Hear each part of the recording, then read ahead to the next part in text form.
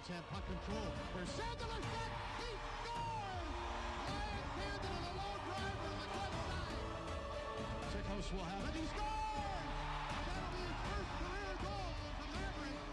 Celia, score! Oh, that's a crispy snipe.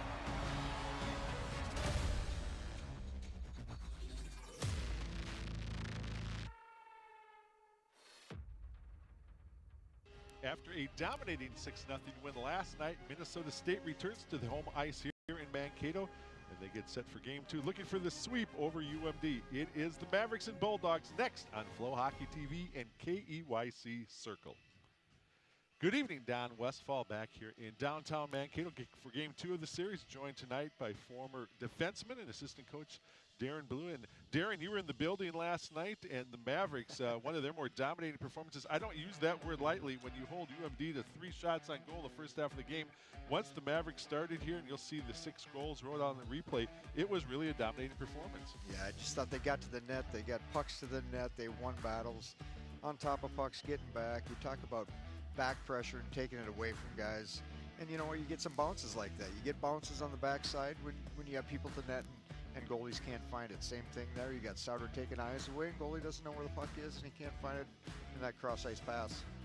And obviously the 4 power play goals. Power play really was clicking last night. I mean, special teams, right? I mean, you never want to get the first 2 penalties of the night, and they did, and they found a way to kill those off and gain momentum from both the power play and the penalty kill last night. So the Mavericks offensively put up the 6 goals, 6 different scores, got scoring from all 4 lines, which is fantastic. And on the other side, a guy seeing his first ever collegiate game, Alex Tracy in the nets, he gets the shutout in his first collegiate win. He did. You know what?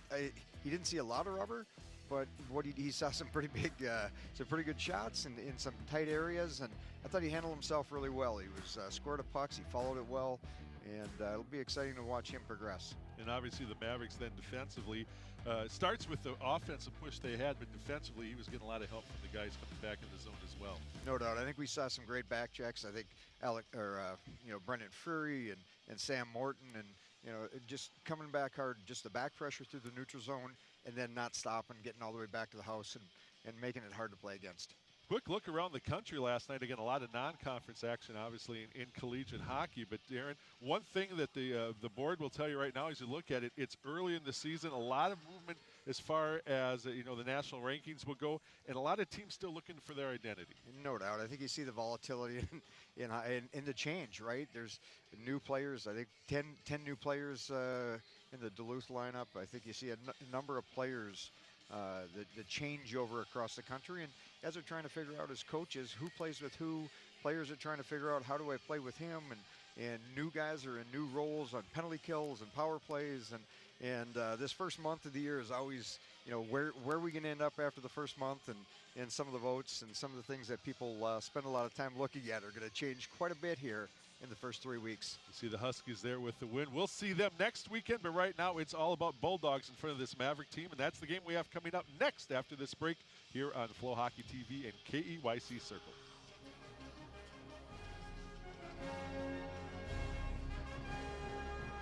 One take?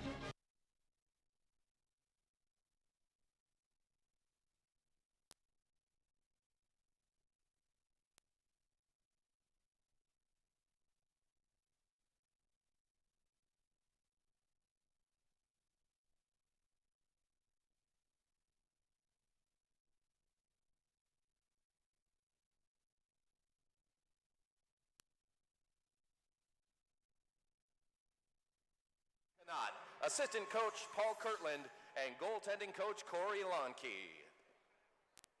We'd like to thank the American Legion Post 11 for presenting the colors for tonight's game. Maverick Athletics promotes support for equality, inclusivity, and social justice. We're committed to eradicating all forms of racism and discrimination. We support our student athletes, coaches, and staff who choose to use their platforms and voices to be agents of change. Join us and sing along now with the Maverick Machine as they perform a rendition of the U.S. National Anthem, Our Star-Spangled Banner.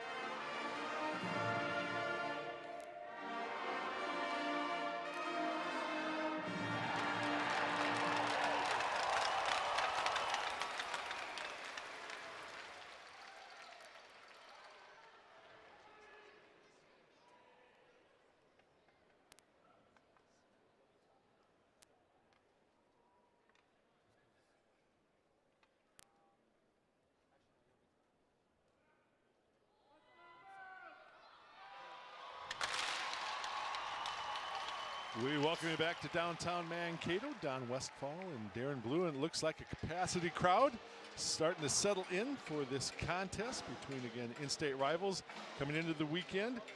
UMD ranked 4th in the country. Mavericks coming in ranked 5th. We just talked about that in the pregame show, Darren, that a lot of jostling right now. Some of it built off last year's finish. We know the Pioneers in Denver got beat last night, so one could expect some movement there. And Maverick fans and a lot of people around the country who pay a lot of attention to that stuff early on. We don't even talk about pairwise here until we get a lot closer to Christmas, but those rankings is something to talk about. And there's again, no doubt. No doubt there's a, you know what creates the excitement in the game, right? Who beat who, and it doesn't matter what sport you're talking about. There's something in the, something to be said about what other people are saying about you, right? So indeed. Everybody's taking a look and seeing what's happening. And it's nice to be part of the discussion. No, was not always the case here in Mankato. No, I've had a few years where I wish we were part of the discussion, right? In my time coaching here at MSU, but it's been fun the last few years. It's been an awesome ride so far with Coach Hastings in the group. As Mavericks get set to go here, hoping to improve upon that ranking. Again, they're at St. Cloud next weekend to take on the Huskies. Both coaches electing to go back to the starting goaltenders from last night, so you just saw that. Zach Stacekall in the nets for UMD, and for the Mavericks, the winner last night, first ever collegiate game, got the win, got the shutout. Alex Tracy back between the pipes for Minnesota State. Glad you're with us here on Flow Hockey, as well as KYC Circle, and of course also watching this weekend. We know we have a number of fans up in the Port City watching us on My 9 Sports, 6.3 up in the Duluth area. We'll see how this first 5 to 10 minutes goes, because I think everyone leaving the building last night who has been around college hockey and in this state for a long time know that the effort we got last night from the Bulldogs not at all indicative of the talent that exists on this team. Take a look at our keys to the game real quick, Darren.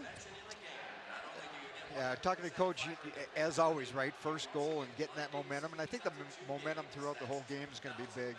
And then the goaltenders, I think, you know, every night the goalies is going to, you know, those guys are going to play a big part in your night, and definitely tonight those goaltenders, and then that 2-goal lead. As you're this time of the year, you know, it's guys are tired. It's hard to play the second night. If you can get up by a couple, that's a big lead this time of the year. Milmock sends one just wide in the slot area off the rebound, and it's played out to center ice. Milmock back after it, brings it along the boards, tipped out by Carter Loney. Wheeler is there to turn it around for Minnesota State. Wheeler lead pass for Fitzgerald, who tips it in. Dashke, the transfer for UMD, one of 12 new players on the squad this year for Scott Sandlin, 10 of which are freshmen. Dashke coming in as a graduate student. Maverick set up behind the net. Malinowski played ahead, past a couple of players. Wilson wins the race, so no icing on the play. Grohl gets there, one of 6 players who scored goals last night for the Mavericks. Grohl again with it along the boards, played ahead for Howard. Mavericks trying to pick up puck possession. They do. Wilson with a quick shot, and that's wide. Grohl looking for a rebound, but he was below the angle of the net, and Grohl then plays it back to the point for Malinowski. Luke Wilson with a good shift there. Didn't play last night. Got a little hop in his step there, jumping through the middle and winning a race to a nice puck. Pavel unable to control for Minnesota State, so it'll be picked up on the near boards by Francis and cleared. Played down, and this will be an icing call. Again, as Darren just mentioned, Luke Wilson in the lineup tonight, along with Adam Isley. And there's a look at that shot that you just talked about by Wilson. You know, one of the things last night, I thought MSU did a good job on line changes, controlling the puck, getting pressure, continuing shifts. See if they can continue that tonight here. If you're wondering who's sitting for the Mavericks, Zach Kranick and Connor Grega both sitting tonight. And talking to Coach Hastings, not that they played poorly by any means last night, but it was one of those things we've heard now for a couple of years. It's just trying to get guys in the lineup who've earned the opportunity throughout the week, and I think it speaks a lot, Darren, to the depth and the balance of this team. No doubt. I mean, there's guys throughout the lineup that are going to be fighting every night to get in and play. And you know, and as we talked about early in the year, there's guys finding their roles, right? Different spots. And it's like coaches are always looking who can play with who can play with who. So there's going to be a lot of shifting here early in the year. Into the zone, a little bit too far on the lead for Olsen. Furry on the far corner. Still along the boards in the zone for UMD, and now cleared as Borchard gets dropped on the play. Hillman steps in for Minnesota State, now turned around by Kaiser. He'll carry into the zone.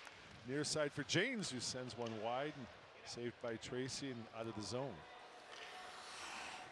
And Goetz off the boards, left for James. And Biondi have it, brought into the zone now by Olsen. Still with the puck, sends it in on net, and Tracy with the glove hand will take the face off in the zone. A little what we talked about earlier, getting to the nets, right? The goalies are going to, it's going to be a big night for the goalies. And I think to negate, it's also going to be a big night getting to the net. And you saw 17 there for Duluth.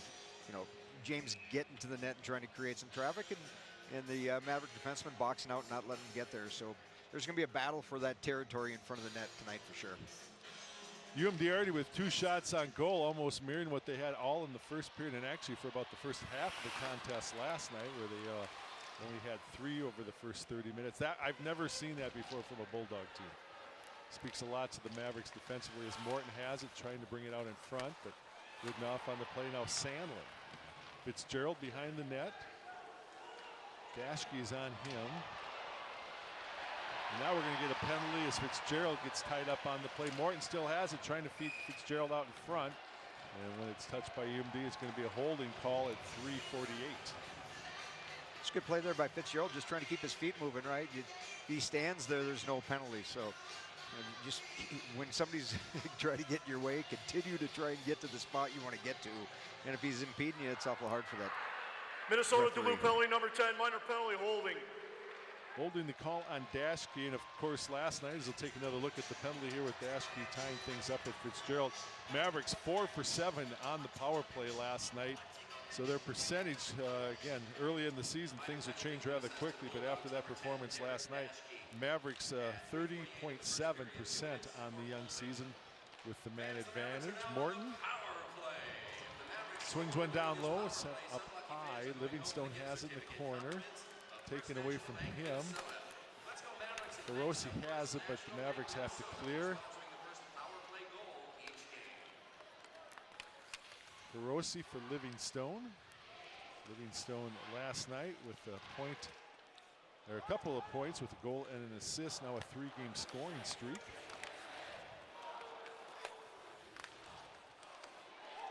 Morton along the goal line, brings it behind the net, sweeps one through, and then it went right through the crease, but no one on the weak side could make a play.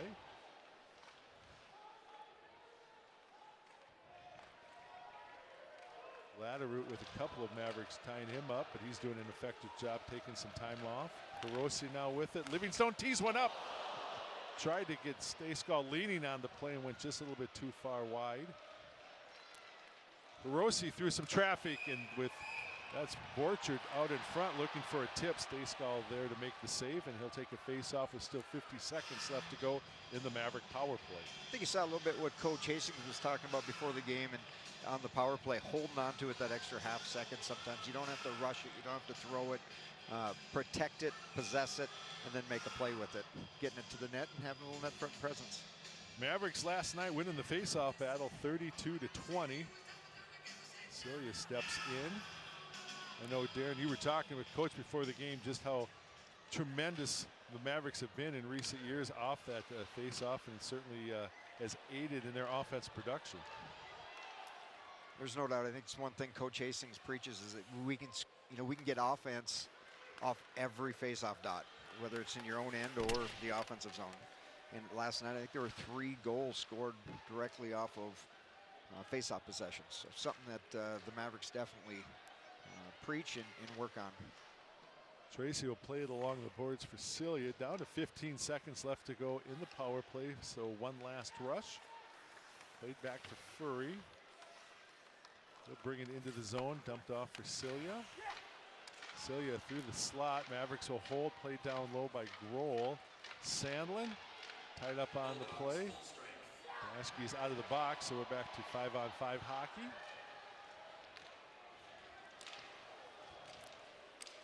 Grohl after it. Tied up by Goetz on the play.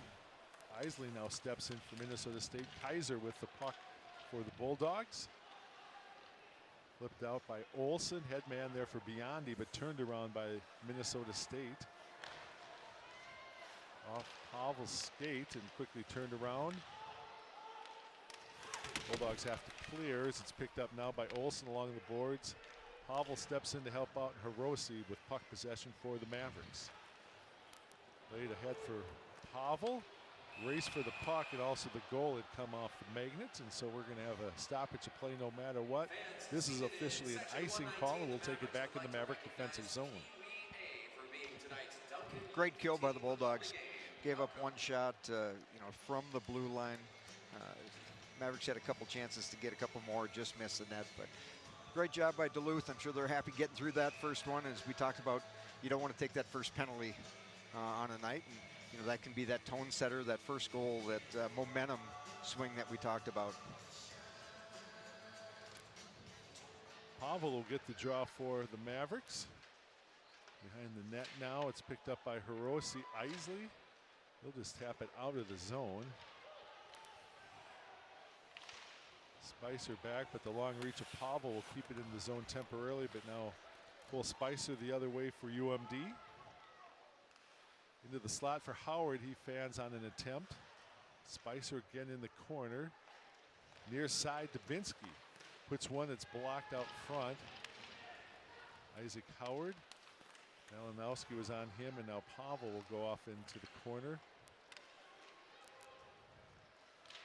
Played off the boards and out by Sykos.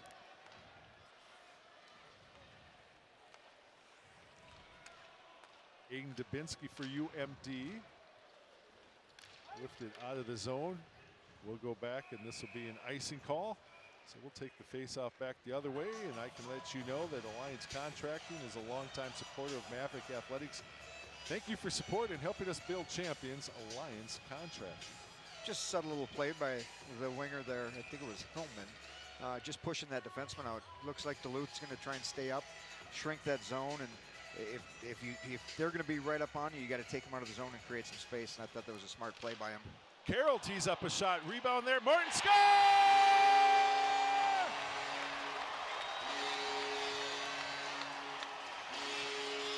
Sam Morton with goals both nights now, but that whole play started with the face-off win in the zone and a great shot from the point by Carroll. You know what? Sam Morton wins a draw and ends up getting it back. Yeah, getting the puck on net, creating some traffic, and then shelving it. What a shot there by Sam Morton.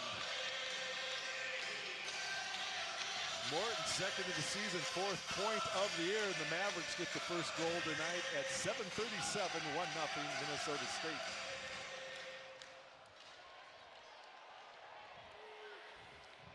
There's that first one Coach was talking about. We'll see what the momentum swing can do, or if there is one. Sometimes you never know which team's going to feed off something like that. You're hoping it's the one that you're on, right? The side that you're on. Sandlin right back to work in the zone on a backhand, plays it to the point for Hirose. He sends one down low, but he gets blocked still down there. Somehow it got through. Morton was looking one more time for a tip. Biondi. Left off for Dominic James. Carried in by Quinn Olsen. Grohl. Morton. Biondi sends one wide off the turnover. Kaiser at the point. That one sent wide as well on the far side that Biondi tracks down. UMD with a little time in the zone. Pushed into the corner. Biondi and Livingstone after it. James plays it back up on top, and Olsen blasts one wide and sends all the way out of the zone. Both teams will start a line change with 11:15 left to go in the first. Morton just scoring his second of the season, second of the weekend, to give the Mavericks an early 1-0 lead. Grohl steps in for the Mavericks. Now played out of the zone, carried out by Johnson.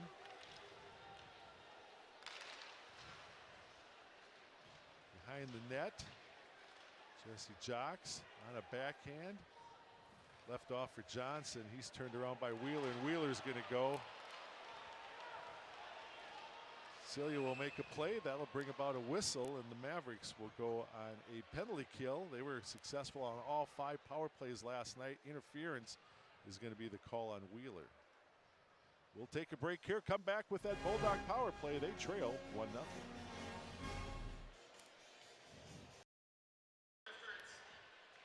Mason Wheeler off 2 minutes here at 9:21. Some of the capacity crowd. We should be pretty near a sellout tonight, a little over 4,900 in the building for this one.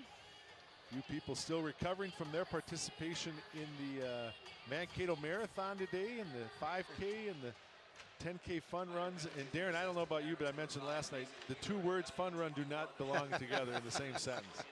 It's kind of like Halloween and all those fun-sized candy bars. Those are not fun-sized candy bars, they're minis. Yeah, Kids want the real thing. I've witnessed my wife train for quite a few, and that's that takes some discipline. So congratulations to all those that were able to finish that today. Good day for a run here as UMD again last night 0 for 5 on the power play. They came in 50% on the year after the first weekend sweep over Arizona State. Olsen played behind the net now for Biondi. James to the point for Gallatin. Olsen sends one down low. And right out in front, Hiroshi got part of that attempt as there was a centering attempt there by Lowhite. And here's a look at that penalty on Wheeler.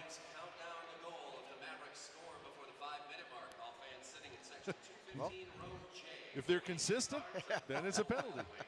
We see that all night. That's fine. Again, officials tonight, TJ Likens, Bruce Vita, along with Matt Tyree and Eric Stranke, who are the linesmen.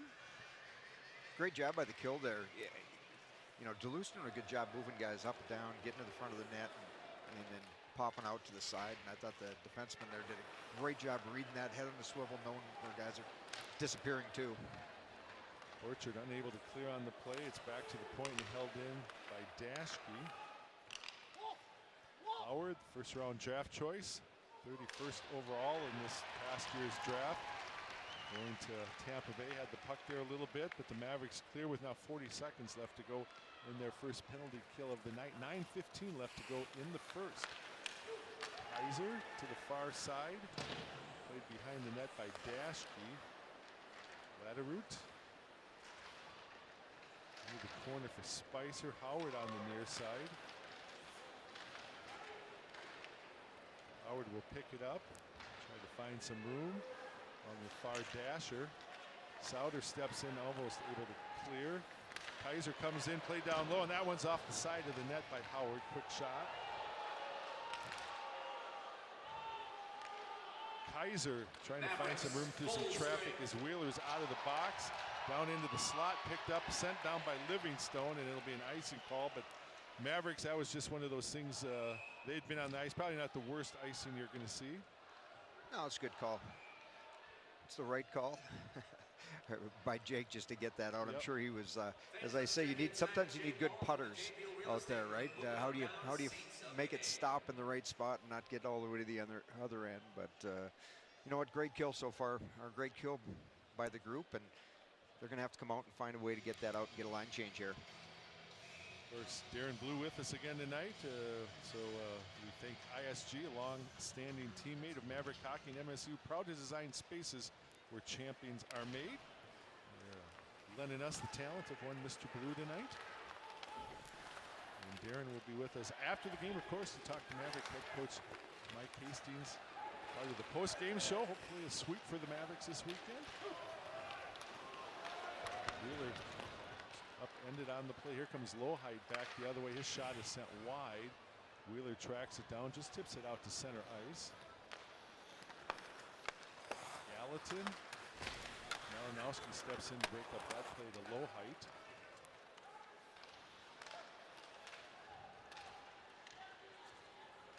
Malinowski off the boards for Hillman.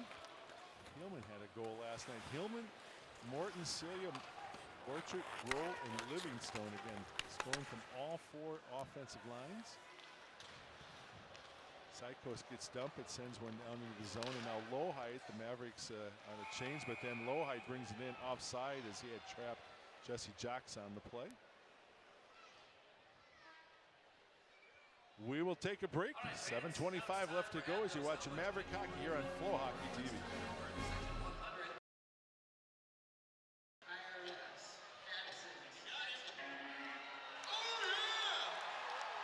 Congratulations, you got 10 in the category, making you winner. You're going home with a prize, courtesy of MSU Hockey. Taking a look there at Sam Morton, Let's go. senior out of Lafayette, Colorado. He's got the lone goal of the contest so far at 7:37 of the first period of play. And that's where we stand, 1-0 as we're down to about 7:20 left to go in the first. First intermission coming up. We'll have a chance to talk to one of the Mavericks. Could be Mr. Morton. Haven't had a chance to hear from him yet this year. We also look forward to talking to Scott Nelson, Assistant Director of Athletics for Minnesota State, to talk about a big promotion he's directly involved with this summer with Cancer Awareness Month, as well as some other things going on with the Maverick Athletic Department. Busy weekend for the Mavericks. Football's home, volleyball was home. Lots of activities. We know women's hockey was home yesterday, first of a home and home with the Gophers. So a very busy department this weekend for Kevin Beisman, Paul Allen, Scott Nelson in the group. Sauter overskates the puck as he's jostled with there by Biondi. Rossi will at least bring it out to center ice, pick it up along the boards one more time and dump it in. And Goetz behind the net. Sauter has it, low angle shot there, gets one in on net. A lot of traffic up at top. Puck is still loose. Finally played back to the corner, and it'll be played all the way back to the point, but no one there as about 4 Mavericks were down inside 5 feet of the goal. Orchard will have a chance here on the near side. Waits for some players to get on the ice as the Mavericks started a change. Wheeler. Carroll drives one in. It's Gerald and Morton left off now, and Spicer will pick things up for UMD. Off the boards, carried out by Howard. Wheeler retreats behind his net. Howard unable to control at the line, so UMD will have to clear. He brings it back in as he's watched by Carroll. Low angle shot is up high off shoulder of Tracy. Sandlin dumps one into the zone, but quickly turned around by Dubinsky and Gallatin. Lead pass tipped in, wide of the net by Spicer. Carroll is there. Carroll will bring it out to center ice, dump one in. Grohl's after, but Stayskal gets there first. Wilson trying to feed Celia, but a little bit too far in advance of that pass and brought the other way. Just a lot of play between the tops of the circles here. And we knew it was going to be a little tighter tonight, both sides. And you can in the shots 4-3 right now. That shot low into the slot area taken by Bettens, but it went off a skate. Celia will track it down ahead of Johnson. Grohl with the skate trying to control along the boards. And now Celia will pick things up. Feed out to center ice. Wilson after along with Dubinsky, and Dubinsky wins the race and clears. Last night we saw a couple odd man rushes early. We knew we weren't going to see much of that here. Guys are back, taking care of their own end, making it hard. Hard ice out here tonight. Hillman. Isley along the far boards. Ups it down into the zone. Much different than last night where the Mavericks in the first period able to put on 15 shots on goal. Right now 4-3 are shots on goal with 15 minutes gone here in the first. Carter Loney plays it to the near corner. Darian Goetz steps in.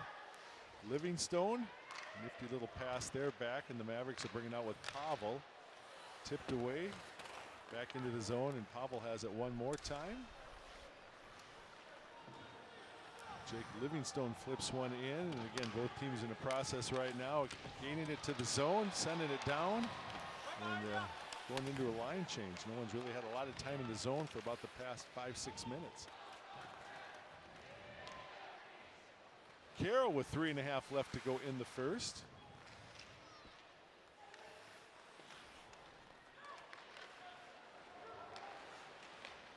Orchard takes the hit along the boards from Gallatin. Maverick still with it. Now Pavel in the corner. Sweeps in along the boards for Souter, but back to point. Pierce will hold. Played up high and out of midair. It's flipped out of the crease by Mavericks. Pierce, big hit. And then he's dropped by Souter on a hit as well. So body's starting to fly.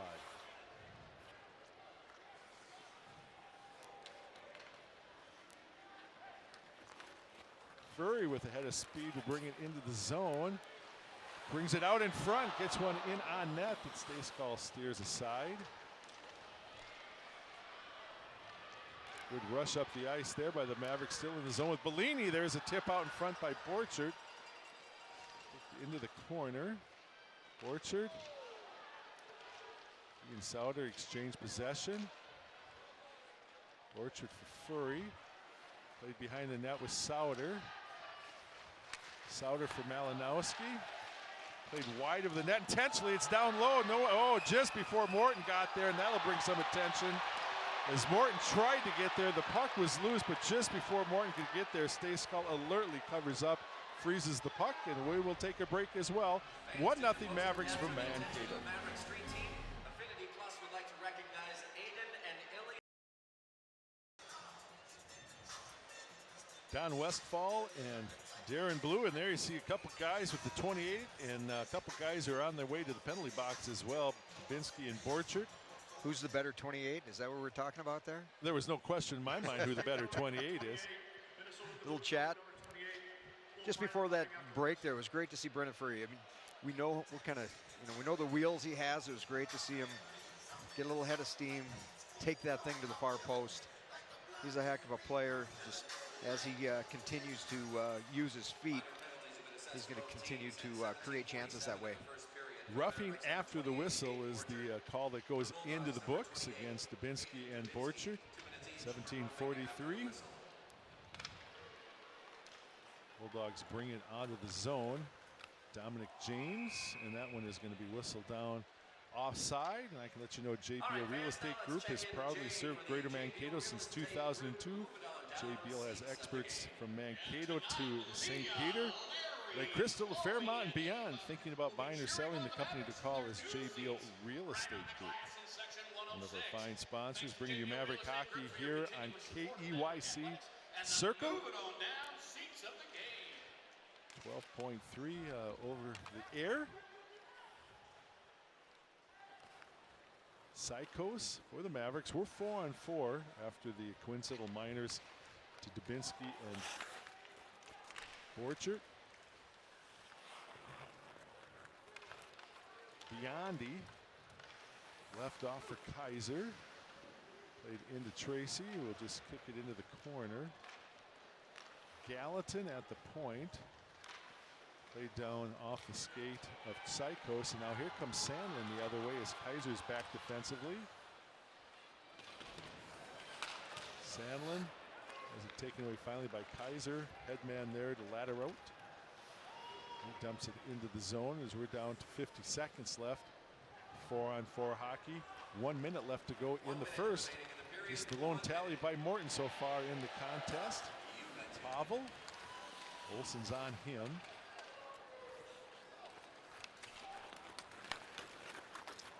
James, he's ridden out along the boards nicely by Hiroshi on the play.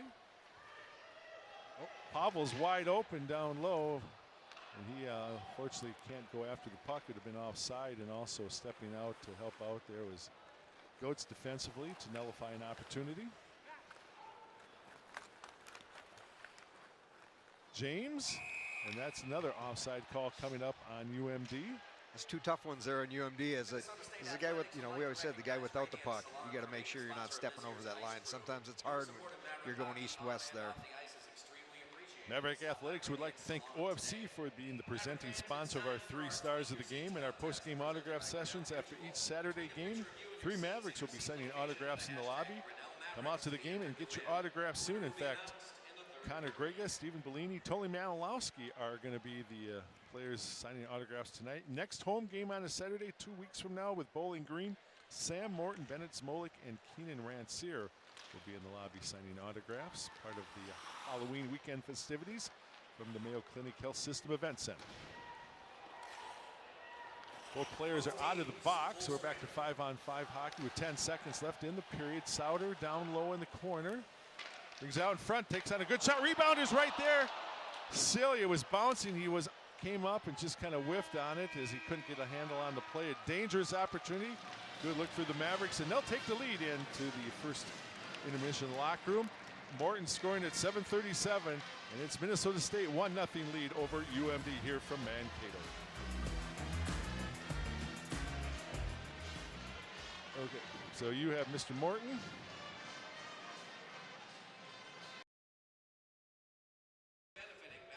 We're back with Jake Livingstone here in Mankato with the Mavericks up 1-0. Jake, good first period. We knew it was going to be a little bit tougher. What did you see out there on your side? I mean, I guess their team, they definitely came out hunting, getting their bumps and stuff. We knew that was going to happen. Sandy, he's a good coach. His dad's a good coach, so we knew that was going to come after that game we had last night. I knew they were going to come with a hard push, but we battled in. We stayed with it. Mo had a nice goal there to help us out. Yeah, it was great to see. I thought last night, you know, the momentum, right? You got moving. Tonight we saw that first goal, and they were able to find a way to not let you get the next one. What are we looking for in the second period? How do we get that edge here coming out in the second period? I think we just got to do a better job as a team getting pucks to the net. We did a good job holding the puck down low and doing our cutbacks. You know all about that, so we just got to possess the puck down low, and we got to get it to the hole more. I thought you guys did a great job of getting pucks to the net last night and getting traffic. I know as a defenseman, it's hard to shoot that puck when you see the defense, when you can see the goalie. I thought your forwards did a great job for you, and I thought you guys did a good job getting involved. Is that something from last week to this week you guys focused on? Yeah, I think that came up huge after the weekend in Omaha there. That's kind of where we struggled mainly, is kind of getting pucks to the net and having guys there. So even from the Gophers weekend to now, that's kind of been our big main emphasis. We scored a lot of goals like that in the past with guys in front of the net, so that's just kind of a hard, gritty way we got to play. Well, keep it up, Jake. Great job in that first period. We talked about getting that first one. You guys were able to do that tonight, and good luck here as the game goes on, second period and throughout the night. Thanks, Bluey. Talk to you later. Jake Livingstone, Darren Blue will take a break, come back, talk to Scott Nelson from the athletic department.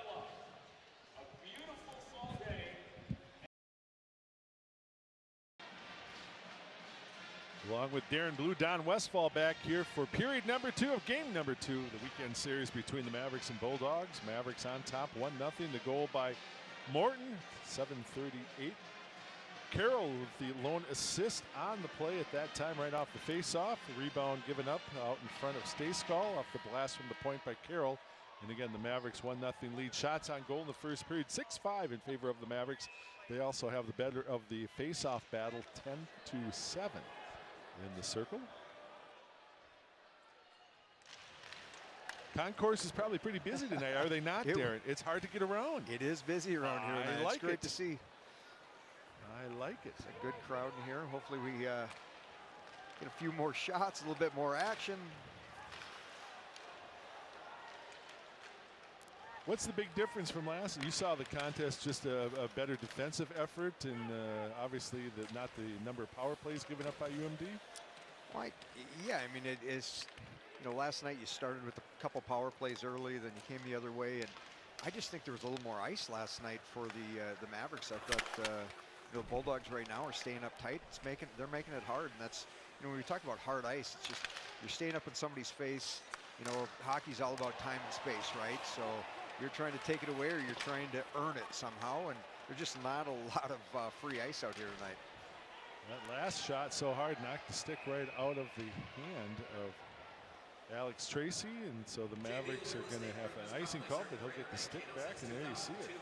Shot coming off the stick of Dominic James. It's like that one that catches you in the bad spot on the golf club, right? Little rattle to it, little. Those are the shots that sometimes kind of go halfway up the arm as well, a little stinger. I hit a lot of those. You do not. I heard you're not too bad of a golfer. People lie to you now. Not about you. No, no, no.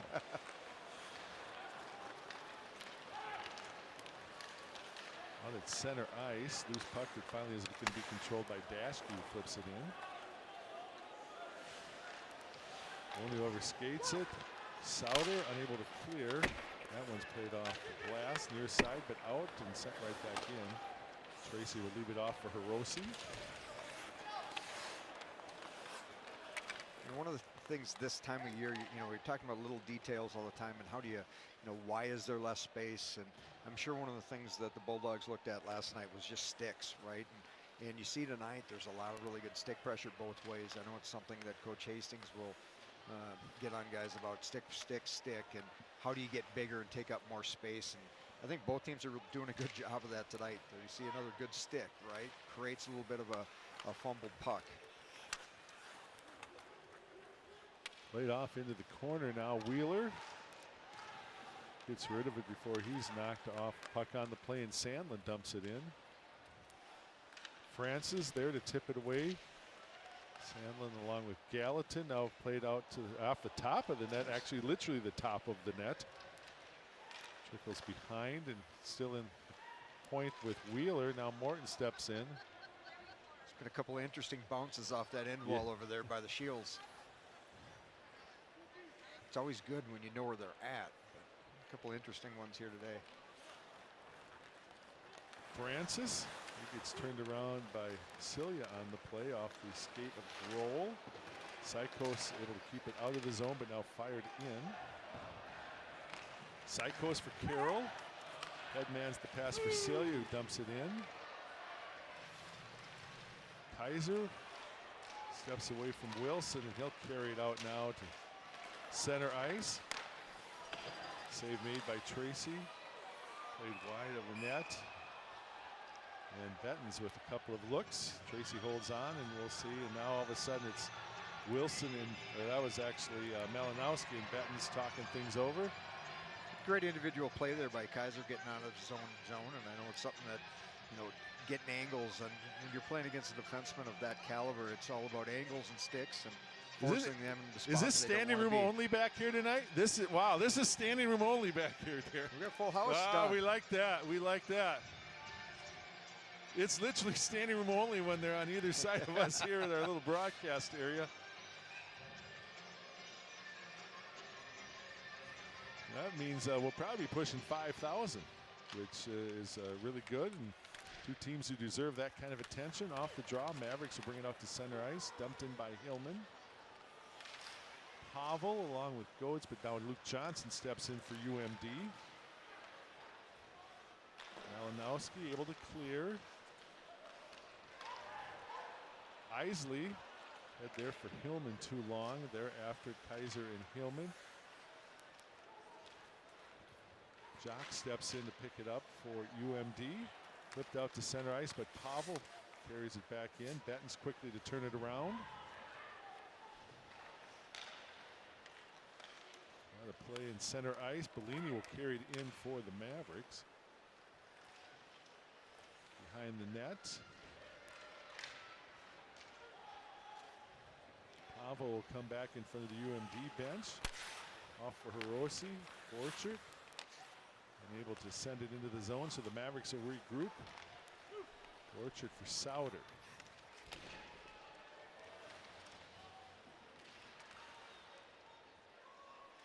I think one of the different, and we'll see if they, it starts happening here a little bit, and guys start getting a little bit tired and worn down. But last night there were a lot of extended shifts, and guys were able to keep pucks down below the top of the circle, which allowed our defensemen, you know, when you talk about the difference in shots, it allowed those defensemen to engage and cycle through and create, you know, those odd-numbered situations.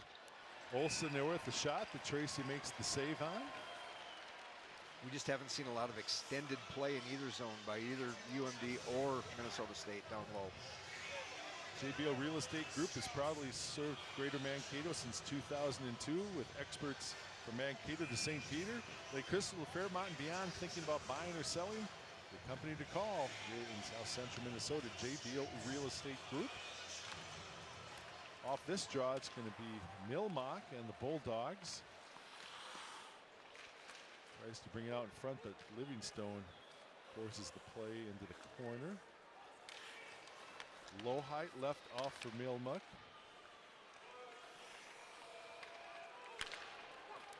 Carried out by Loney. Still along the near boards. Now behind the net.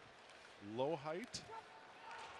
Up on top, Dashke to the far side. Dubinsky with the knuckler that got all the way into some traffic. Now it's picked up by Fitzgerald. Played through neutral ice, turned around, but the Mavericks will hold the zone. Here comes Fitzgerald to the far side. He was trying to feed Sandlin, but an alert play there by Milmuck turns it around the other way. Low height with the shot, Tracy the save. And starting to loosen up just a bit.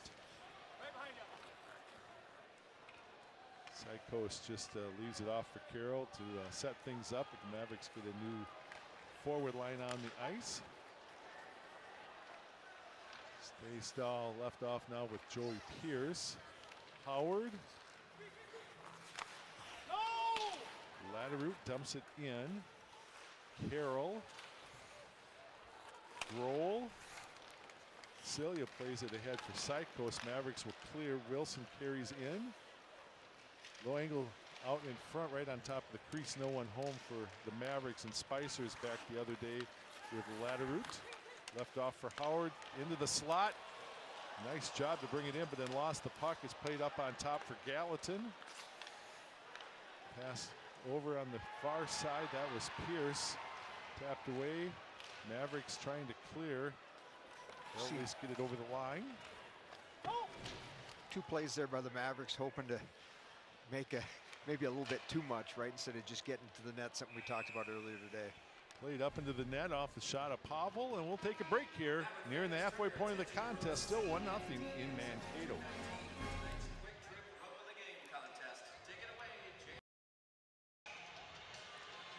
Mavericks still looking for their first shot on goal here, nearing 7 minutes gone in the second period of play, but still holding on to that 1-0 lead. Hillman sends one wide, looking for that attempted shot on goal. Right at the line, up in the air, bouncing puck. Isley was tied up on the play. Bettens will bring it out for Johnson. Kicked aside by Tracy. Bettens now will step in. Johnson up on top to the point. Kaiser fans on an attempted play into the slot area. There's a one-timer by Johnson sent wide. Goetz will send one toward the net. Jesse Jocks back to the point. Wide. Kaiser sends one in, and a couple players out in front. Bettens and Pavel getting reacquainted with one another as Tracy holds on for that faceoff. Sitting in section 318, row E, you'll receive a gift card to Ummy's located on South Front Street. It's a great job by Duluth. They're creating a little confusion, moving, getting guys low to high, high to low. It's a little bit what we talked about Mavericks were able to do last night to Duluth.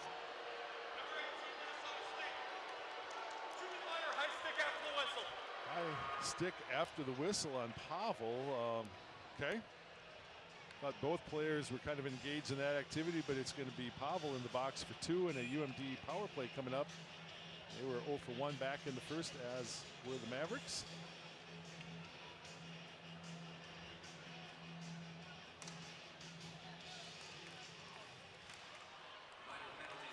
Off the draw, Livingstone holds up the puck along the boards with low height on him. Biondi steps in as well for Minnesota Duluth. Still along the boards. Mavericks just holding it there to kill more time early in this penalty kill. To the far side, Quinn Olson, Dominic James, Gallatin. Hops over the stick of James on the play.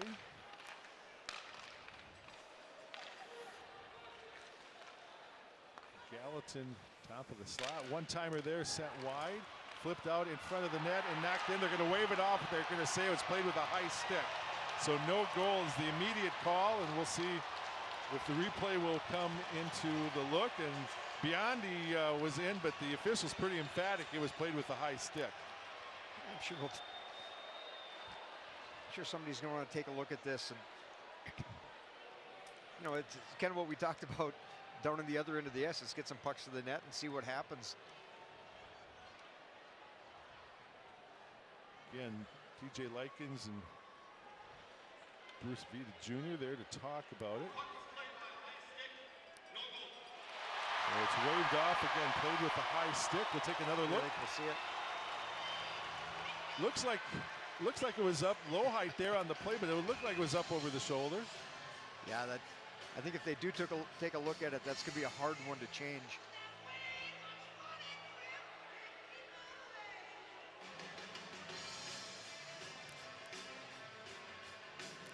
Scott Sandlin looking for more of an explanation from the officiating crew on the play, just to the right of the screen.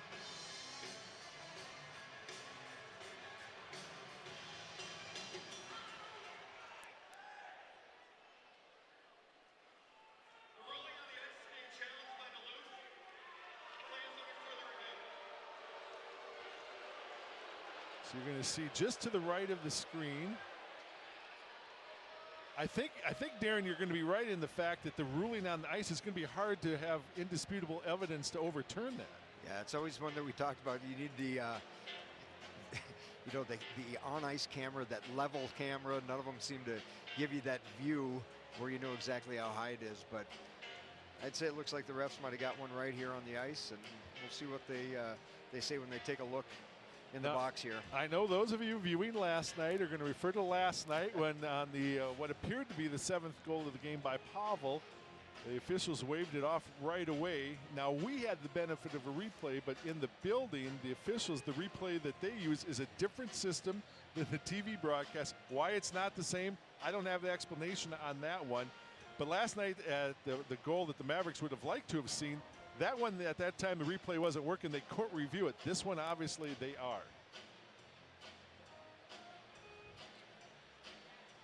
So there's, again, low height out in front, swats it in. The question that's being considered right now is, was the stick above the shoulder, which would then disallow the goal. And that was the call on the ice. Played with the high stick in, so no goal. But the official challenge made by Scott Sandlin and the Bulldog coaching staff. It was interesting. I think they were trying to say, let's go. We don't want a challenge before when the camera's on Scott over there. So we'll see how this ends up. And as the officials exit the box here, you know, all these teams have their video guys up top. They're talking to each other back and forth. You're always, as the video guy, you're trying to see things as soon as you can. Let's get the call. After review, the call on the ice is confirmed. No goal, high stick. So Maverick fans like the call in the building, obviously. And again, here's going to come the play on the right lower corner of the screen. So the new rules now, that's a lost timeout now, right? That challenge. is correct, yep. Mr. Duluth loses their timeout for the game, or uses their timeout to make the challenge, I should say. So that challenge coming near the midway point of a contest, and the Bulldogs still looking for their first goal of the weekend. Still on the power play for another minute. Low height again back with it, up on top for Olsen. Olsen, that one blocked by Cilia. And now it's going to be forced out of the zone. Race for the puck. He's got a trailer too. Grohl brings it out in front. Oh, and he deked him out, but it went with the backhand and it floats just wide of the net. Yep. Grohl and Cilia have been fun to watch kill penalties together. There's a little chemistry, reading plays and helping each other out. Livingstone just blocking that shot, coming in from the circle, but then played up out of the zone, so the Bulldogs will retreat with still 20 seconds left to go in the power play. Howard into the slot. Biondi, and a nice blocker save by Tracy.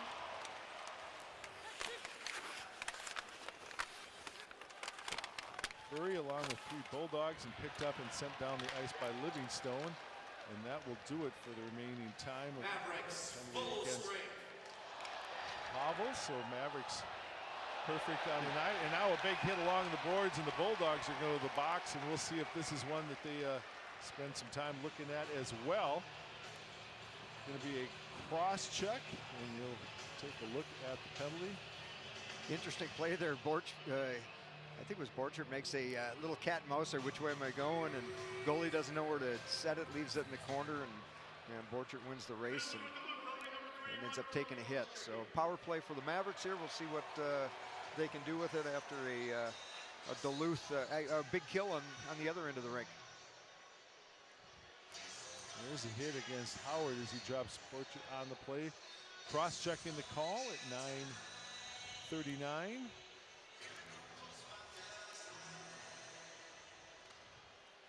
Mavericks again last night 4 for 7 with the man advantage. Bulldogs clear it all the way down the ice. Tracy is back. Played off for Hiroshi. Borchert. Morton trying to bring it back to a forehanded side in the slot, but picked up and sent down the ice.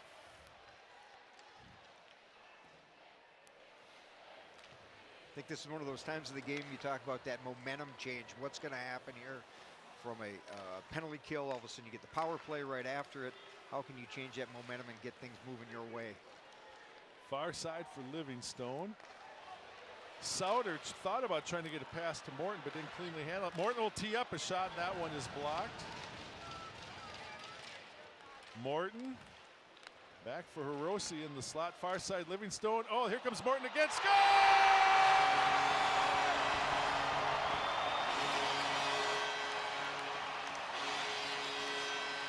Sam Morton, his second goal of the night, almost from the same spot, opposite ends of the rink. But he's goal tonight, 2 for 2, and it's a 2-0 Maverick lead. Sam's on fire right now. He's got one on the backhand. He's got one off his skate, off to the forehand. You know what I love about that play is there's no stick handle. Sometimes it's about getting it off quick, and sometimes it's about shooting it past the goalie. And that's finding the puck off your skate, getting it to your stick, getting it off, putting it by the goaltender. Great play and great little fake over there. I think was that Livingstone on the backside that made that play. Finding the seam through the middle. So Morton, his second of the night, third of the season at 10:36 with the power play tally to give the Mavericks the 2-0 lead. Bulldogs brings it out to center ice. Hiroshi and Livingstone assisting on that second goal by Morton. So he's got 2 and an assist to Carroll, Hiroshi, and Livingstone helping out Morton with the 2 tallies. Celia, Sykos, Fitzgerald. Lead pass turned around. Biondi back into the zone. Played to the far side, but a little bit too far for Pierce. Thinks about the shot down low. It hit some traffic, and then Sandlin is able to clear. That right there's what you can never give a good player a bad pass, they say, right? Find a way to get it to your stick, find a way to get a shot off, and you know what, sometimes you just have to get it through a seam, and that seam might be 4 inches to get 4.5 inches to get a 4-inch puck through there. So great play by Livingstone to find that hole, and great play by Morton to find a way to get it on net. Played just to the far side of the net, and Hillman unable to clear.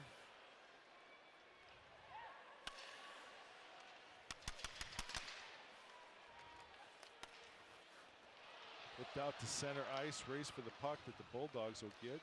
Cole Spicer. A couple of Mavericks convert on him defensively, then out in front. Good look by Laderoute.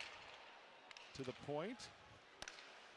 Goetz for Kaiser, who sends one in, and that's kicked aside by Tracy, who he's looked pretty confident and strong most of the weekend here. And you know what? Just a great little play right there, putting it up into the net.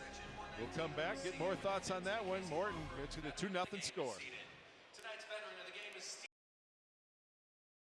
Stomper along with our veteran of the game here from downtown Mankato. Mavericks again the 2-0 lead, and we were just talking before that break, Darren, about just the play. It's been pretty consistent all weekend long here from Alex Tracy, seeing his first collegiate action.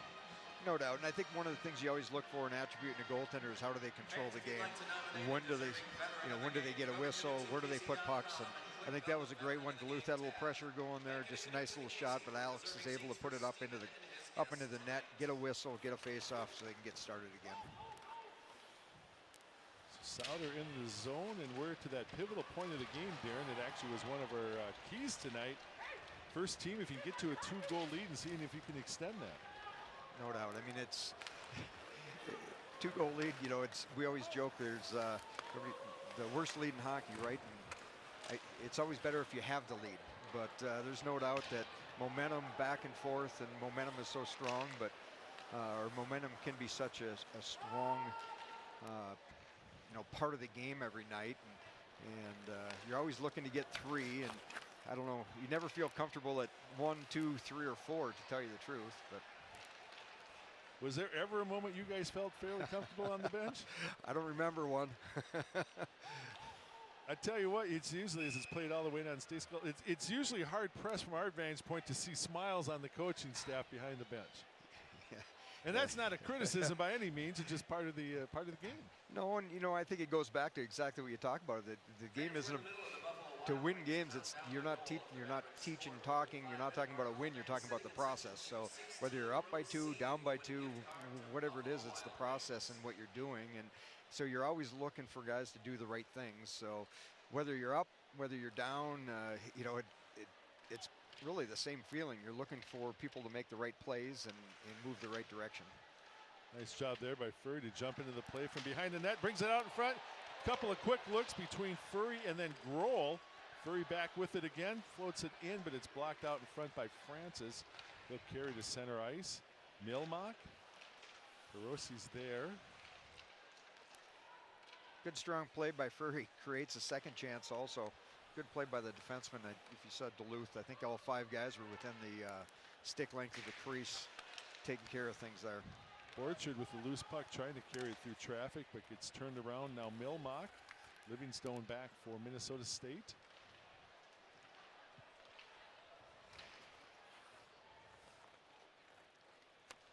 Rossi with a long lead pass off the stick of Borchard into the zone. Hillman goes. Now Kaiser picks it up for UMD. Isley steps into the play, low angle out in front. Hillman, oh, and a fantastic play. Actually, I think Biondi got back in defensively. It was a bouncing puck, so he had to kind of control it on the play, knock it down. Nice setup there by Isley. But the Mavericks that close to making it a 3-0 game. Back to the point for Carroll. Yeah, look. Hillman gets tripped up by James, and he'll go on a tripping call. Mavericks alertly just bring it back into the zone to get the extra attacker.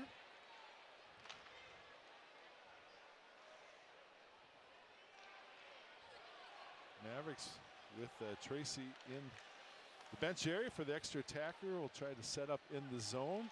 Hillman, Wheeler out in front. Hillman almost had one. Now Carroll back up on top for Morton, who's looking for a hat trick. Sandlin down low. That one is off a skate wide to the point. Wheeler gets there. Morton, Sandlin, low angle shot still loose on the side off the save from Stayskull, and we'll have a stop to play and the penalty and come back with a Maverick power play late here in the second.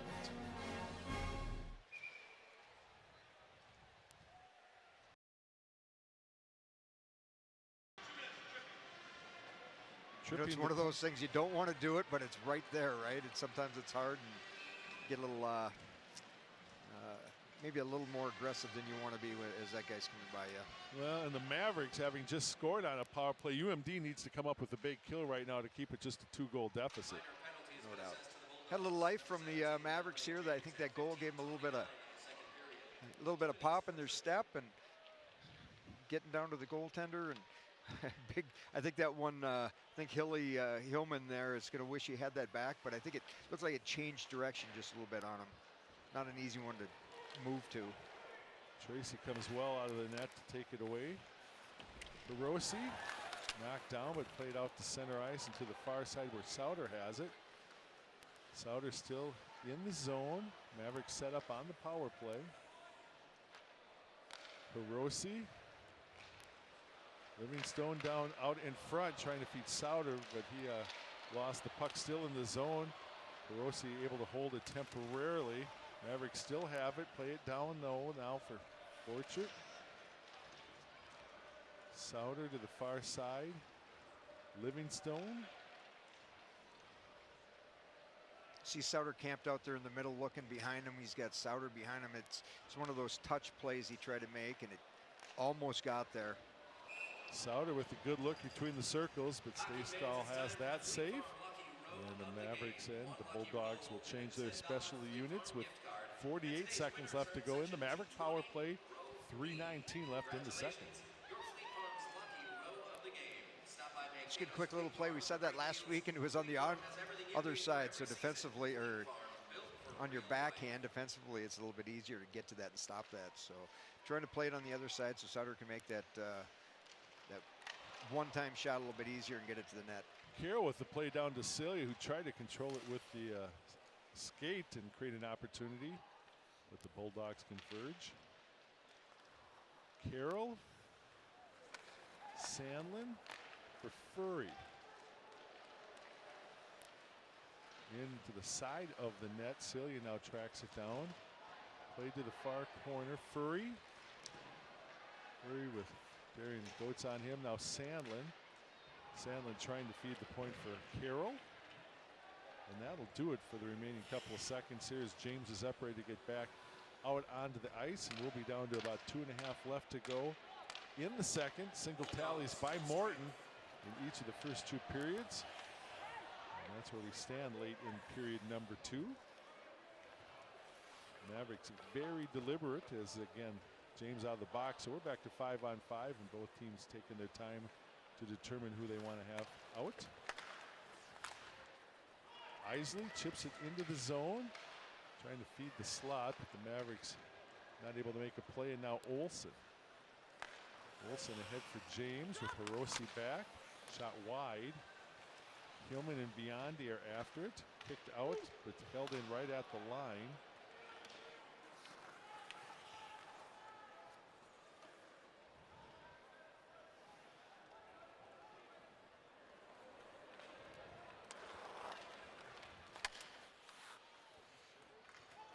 Livingstone, Isley, Sauter trying to feed a breaking Pavel on the play.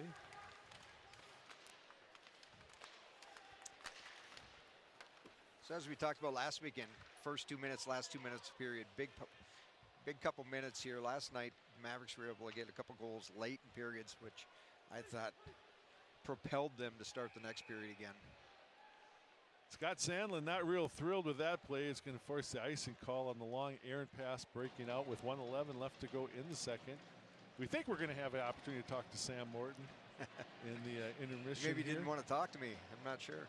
A little animosity there maybe lingering. I don't know. You know, it's fun with the Maverick machine here. You know, that's one part of this. Here comes the Mavericks. They just can't track it down as Borton along with Borchert were down low. Sykos with the shot that's blocked out in front, stung Spicer, and here come the Bulldogs the other day with Howard, and that shot gets blocked, and the Mavericks turn it around the other way. They're bringing it to zone 3-on-3 with Sauter. Drop pass, Borchert with the big blast, and Stayskull will hold on for the save. You were talking about the Maverick marching machine? The Maverick machine, you know, it's the atmosphere in this building. I remember, was it 7-8 years ago? Hey, we're going to get a band back in the rink, and nobody knew what to expect because the pro game is, all music and hype, and they've really brought a different energy to this to the rink here, and created a real home ice advantage here with the machine. Off the face-off, Furry plays it to the near side of the net. Furry again, now Celia. Roll still working for puck possession.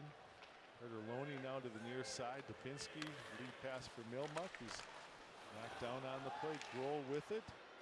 Grohl dumps it into the zone, but he's tied up. Long lead pass ahead. Low height. Knocked that one out of the air there, didn't he? Again, yeah. That's obviously a big point in the contest. The fact his goal disallowed as it was played with a high stick. And the Mavericks after that come back, and a couple minutes later they got their second goal of the game by Morton, and that's the end of 2 periods of play.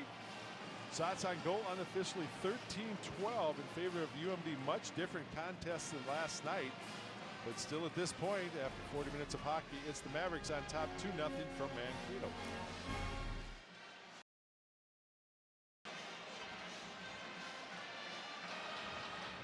Don Westfall and former Maverick defenseman, assistant coach Darren Blue back in the building. Mavericks on top 2-0. Goals tonight, each of the periods, and each of them scored by Sam Morton. One of them a power play tally.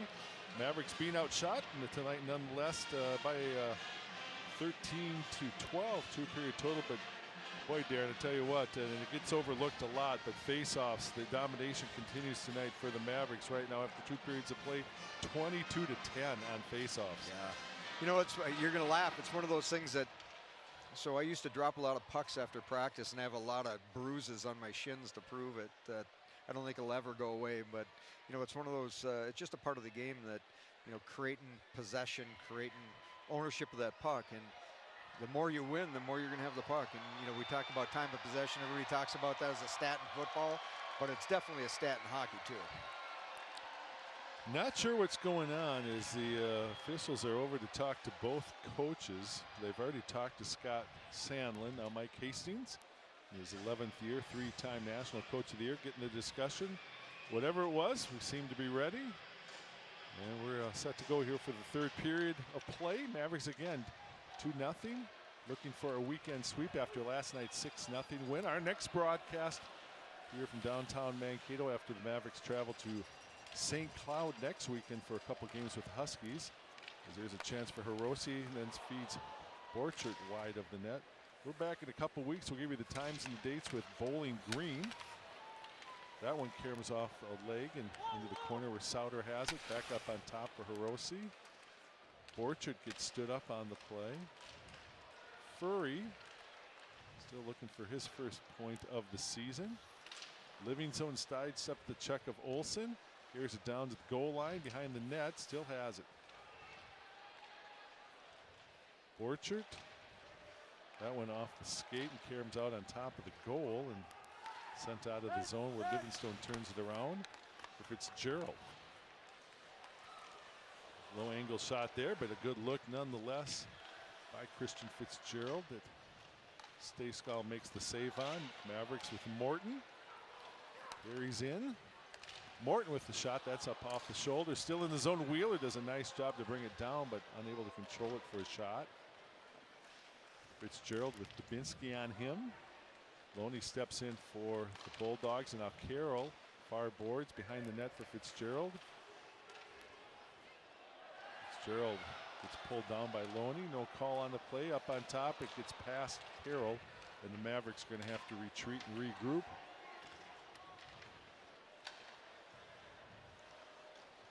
Carroll gets caught up with Wheeler on the play. A little miscommunication there. And a whistle.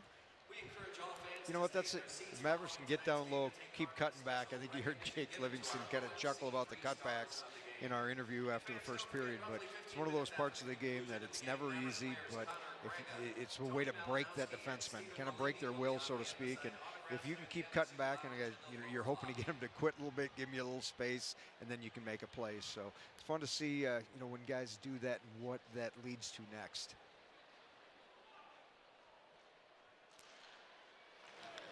UMD gets this face off and Pierce drives it in the zone. Sykos chips it away.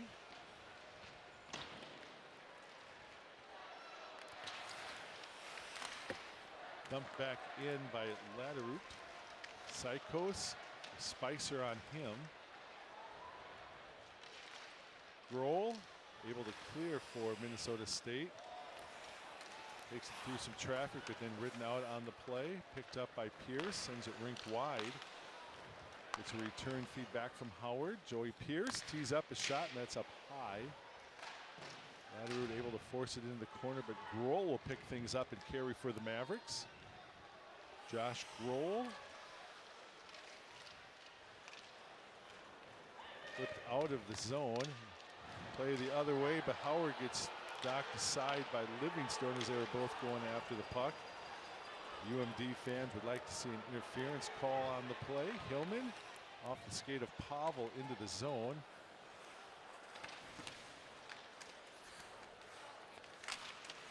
Jocks unable to take it away from Isley. Now Hillman. Andre Pavel over skates the puck. Back to the point where Livingstone turns it aside. Rossi all the way out of the zone on a play by Livingstone, and Aaron Goetz is back. Loose puck, Pavel will play it into the zone. Pavel trying to create the turnover on the forecheck. Wheeler steps in along the boards. Sauter, and we're going to get a penalty, and I think Pavel's going to go on a holding call. Not a great call with the 2-0 lead in the offensive zone, but he's going to go at 3:35. Those are always tough when they're 190 feet away from your own net like that. And, you know, I think he lost the stick. He might have grabbed the wrong one there at the end, but yeah, that's a tough one. And you know, not only is it a tough one, that's one of your top penalty killers in the box too, top face-off guys. So again, you get Cilia and Grohl out here to start this penalty kill. Cilia in for the face-off, trying to control things. After the scrum, Grohl will step into the play.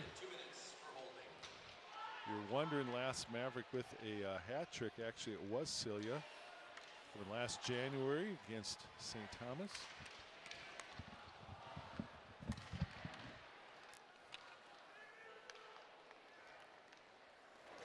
James into the zone for Olsen.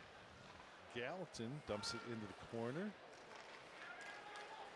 But Biondi to the far side. Olsen and Gallatin will get there to the, oh, it skips over his stick, so the Bulldogs are going to have to clear.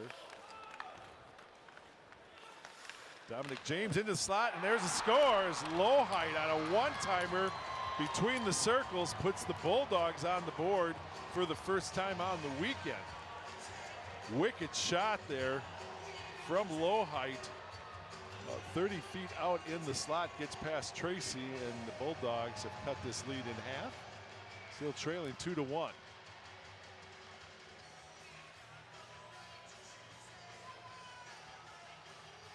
See if we can get another look as we caught the tail end of that play. But again, the play from Olsen along the near boards just fed the slot, perfect time, and Lowhite blasts one in at 4:22. Make it a 2-1 game. Scoring for the Bulldogs on the power play at 4:22. Power play tally with Pavel in the box. Gallatin and James assisting on that goal. Latterut. Milmock for Dubinsky. See if the Bulldogs can take a little bit of that momentum and build upon it. Morton. Morton now Sandlin.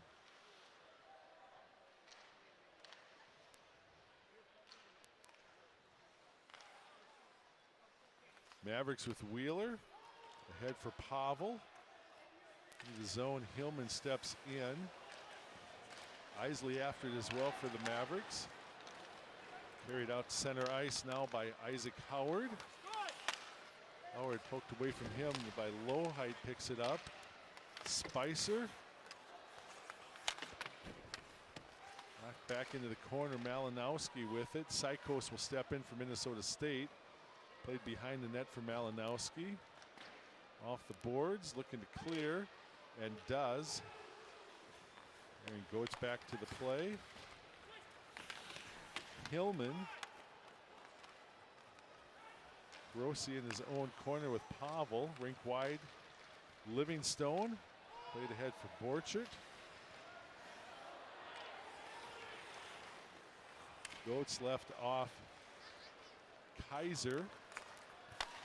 Headman pass to Bettens. Goes rink wide to the far side. Luke Johnson.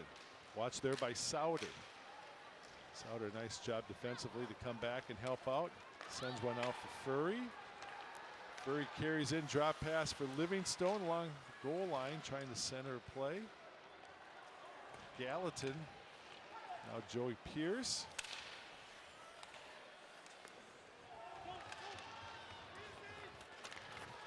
Pierce will pick up and carry for the Bulldogs. They're into the zone. Off a skate, Sauter picks up the loose puck and will just flip it out to center ice with 13-15 left to go in the third. 2-1 after the goal by Lowhite on a power play tally. James gets upended on the play as he brings it into the zone, and now Carroll. Bellini for the Mavericks. He flipped out to center ice. Mavericks with Wilson, who'll carry it in. He's ridden out by Olsen along the boards. Dominic James ahead for Biondi. Wilson's right there to turn it around. Josh Grohl moving through some defense into the corner where he lost the puck, and Biondi turns things around the other way for the Bulldogs. Played out. Hiroshi is there for Minnesota State. You're on the Maverick side, Don, right now. You got to get down and play below the dots a little bit. Try and get in their end. Create a little pressure. Make it hard. Stress on the defenseman. Morton.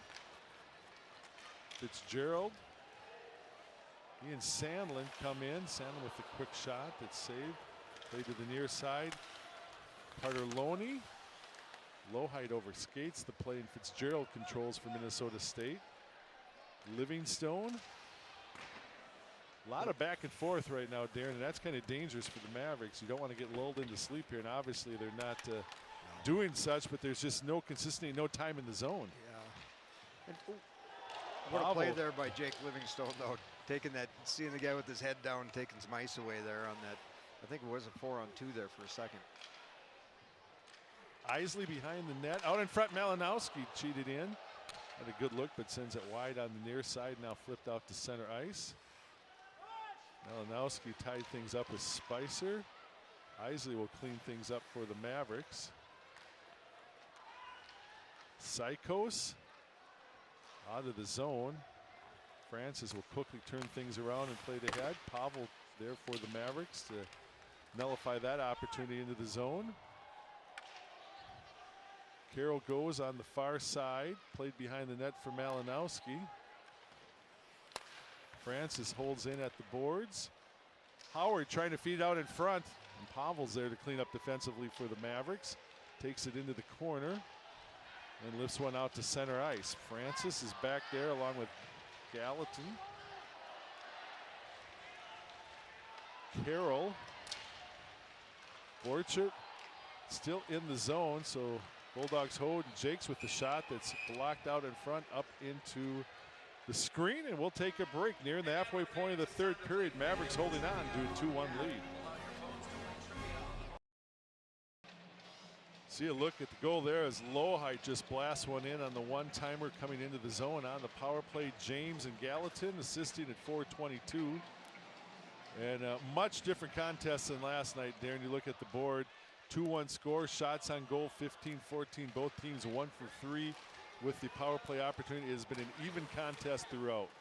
Yeah, I think we talked before the game. I think everybody knew it was going to be a little bit different game tonight. And that wasn't indicative of what a Bulldog team is. And you know, Scott Sandlin's one of the coaches I have a ton of respect for.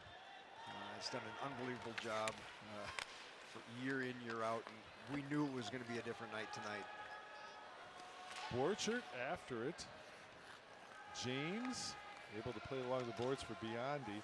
By the way, if you think these youngsters here are fans of ours, Darren, they're actually just waiting for the money drop. So don't get too excited about that. We're not up for the autograph signing tonight. So it's my neighbor. I don't know. He's trying to make me laugh or something. What's going on down here? Livingstone. Celia carries through center ice for Wilson. Trying to feed it down low, and a great look. And there's no penalty on the play either. I thought, boy, Celia got upended on that one. They're going to wave it down with the whistle. And, wow. Wilson feathers a pass through some traffic. Great little area play there by Wilson. And you know what I love? Both guys keeping their feet moving, getting to the backside, and being able to pass off the back heels of a guy to the far side. And again, coach loves to use the word stress, right? How do we stress their defensemen out? And when you have speed like that, that's stressful. I have heard him say that a few times over the years, yeah. Wheeler. Carroll. attempt in neutral ice gets turned around. Bulldogs back in the zone with Milmock. Fitzgerald steps in for the Mavericks for Wheeler. Carroll on the far side. Off the boards to Sandlin, and now Morton, and they're going to whistle that down with a hand pass. And Milmock and Sandlin talking things over a little bit. Face-off will come in front of the Maverick bench. Neutral ice area with 8:39 left to go in the third. We'll take a break as well. Still a 2-1 score as you're watching Maverick Hockey on Flow Hockey and KEYC Circle. JBL Real Estate Group has proudly served Greater Mankato since 2002.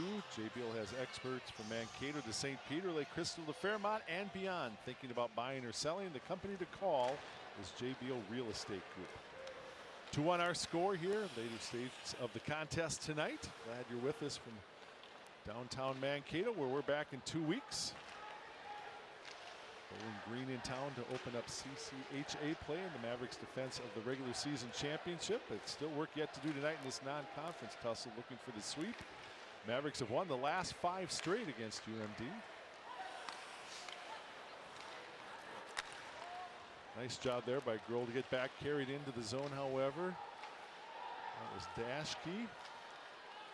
Malinowski in the corner. Sykos ahead for Isley. Isley taken out by Dashke. Played ahead for Howard. Looking for a trailer, and Dashke with the skate at least keeps it in the zone. Bettens and Pavel tied up in the corner. Livingstone with a strong play to carry it out. An opportunity, oh, they had Hillman breaking in along with, and now a nice play by Dubinsky, who gets back and forces the icing call.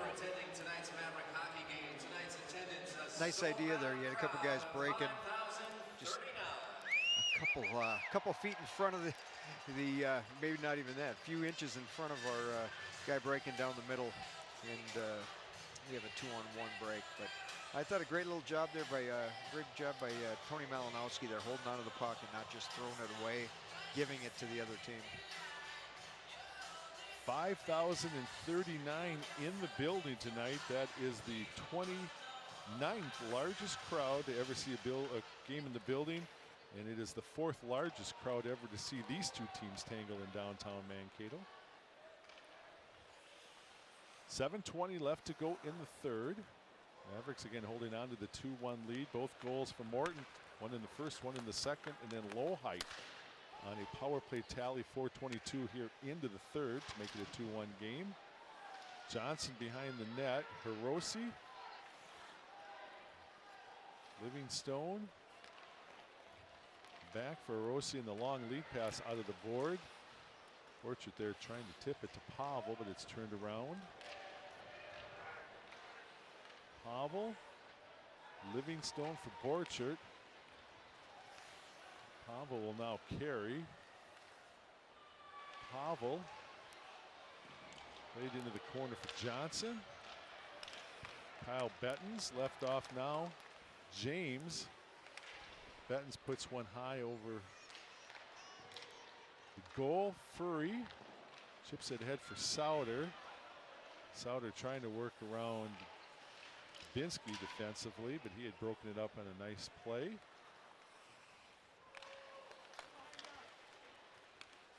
Quinn Olsen is into the zone. Out in front for Biondi. It's chipped up high over the net. Biondi in the corner will leave things off where Furry picks it up. Sandlin. Carroll. He's tied up by James behind the net as we're inside 6 minutes remaining in the third. Played along the boards and out of the zone.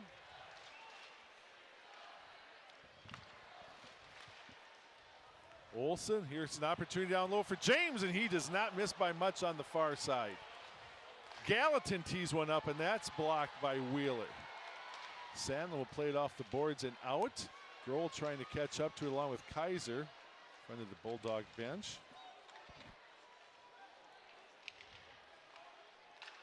See a little pace out of the Bulldogs here, a little desperation. We say we get this point of the game, you're going to see a little extra, you're going to see a little push. You saw Gallatin down there below the hash marks in the offensive zone.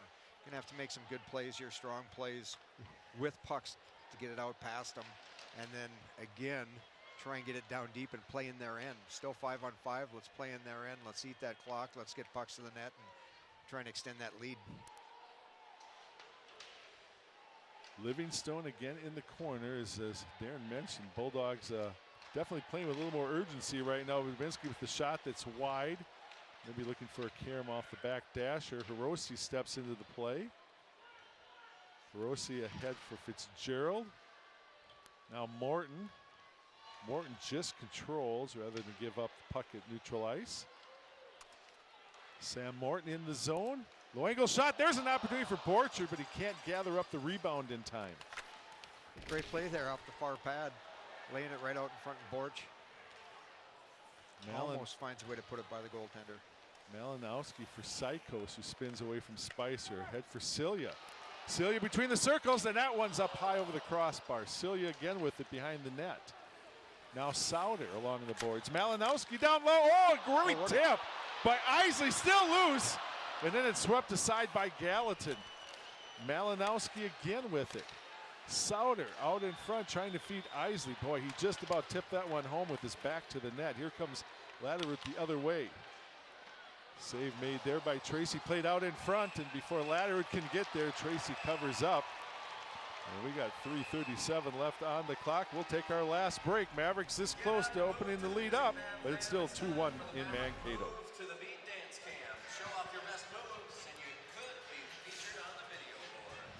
I'm getting too into this game here. I gotta get into this part, not. Is it easy to break away from the coaching kind of mindset? Well, that's one of the things I have a hard time with. Like sometimes, like like I start watching as the coaching side, not the what happened. Yeah. More like we need to do this, or we need to do this, right? Yep. I got to be. I mean, catch myself a little bit. Last night was cool, but I kind of like this. I mean, the closer games and their stuff, and there's.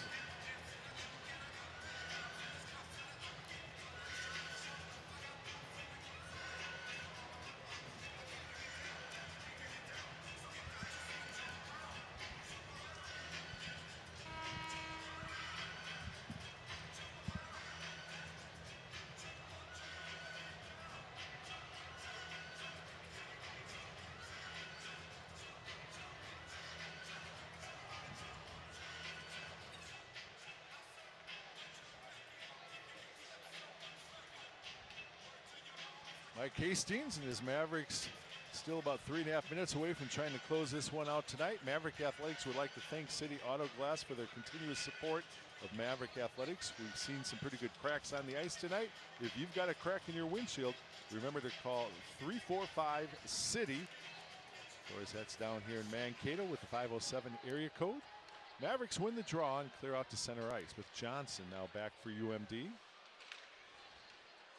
See both coaches there at the break trying to fine-tune a little bit. I'm sure both have talked about what do you do in this situation. Here's a chance for the Mavericks, 2-on-1. Pavel for Furry, and there's a quick shot and a big save, and it might even have caught the pipe. Pavel brings it out in front for Sandlin, but it's turned around. I think I heard a little bit of iron on that one. I think you're right. You know, one of the things we always laugh about after a game like this, why'd you go to a defensive shell? Never. Not the case tonight. It's just been a strong game between two of the top 5 teams in the country. Yep. How do you, it's not anything we ever talked about trying to do. Borchert the other way, and he had Pavel breaking down, but a nice job by Kaiser, who blocked that with a skate. Gallatin. And UMD pulls the goaltender with 2:40 left to go, down by just 1. They have the extra attacker in the zone. James down into the corner. Biondi to the far side. Souter will try to get there first. He'll just force it back behind the net into the corner. Still there. Carroll steps in to help out with Souter. Kaiser trying to bring it out. Biondi in there for UMD, along with Olsen still behind the net. Carroll now forced along the near boards. James Trying to bring it back. Here comes Borchert, still loose as the Bulldogs hold, and James sends one high over the crossbar. In fact, it goes up and out of the play. Mavericks were thinking about the open net, but could never gather up puck possession. Here's a good look. Furry taking the feed. And yeah, just caught the outside of the post. Again, stick with us after the game. Darren will have a chance to talk to Maverick head coach Mike Hastings. That's sponsored tonight by ISG, a long-standing teammate of Maverick Hockey and MSU. ISG is proud to design spaces that elevate the game for players and fans.